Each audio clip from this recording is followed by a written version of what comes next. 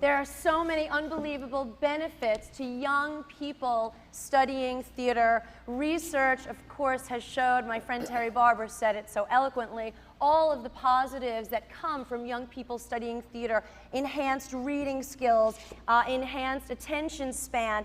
But what I love most about it is how young people learn how to work in a collaborative way. When you do theater, whether it's professional theater or with young children or teenagers, they are learning to work with technical people, with costumers, with set builders, with stage managers, with musical directors, and of course all the other people on stage that they are working with that maybe in another part of their life they're not friends, and yet when they come together and they see that they have a common goal, that one day they have to be on that stage in front of other people working together to create something, they have to get along.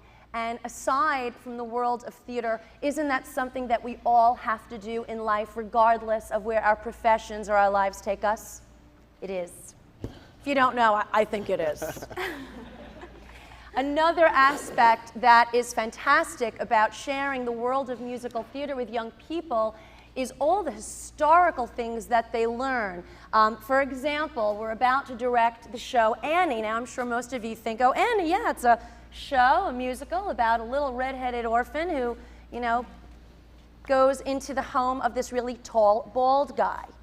Well, when you are working on the show Annie, and certainly as an educator in musical theater, the kids that are in that show learn so much more. They learn about what was going on in that period of time. They must learn that because it's the only way for them to understand their character. And what I talked about earlier, be able to think and feel and react the way those characters at that time reacted. There was a depression going on. So they learn about the Depression. They learn about FDR, about Herbert Hoover, about the New Deal. They learn about child abuse through Miss Hannigan's misuse of the orphans. They learn about her drinking too much and the negative effects that that has. They learn about optimism.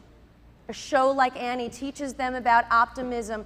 Optimism of an individual like that little red-headed girl, and the optimism of a country that is in such a bad way, and yet staying optimistic fixes so many things.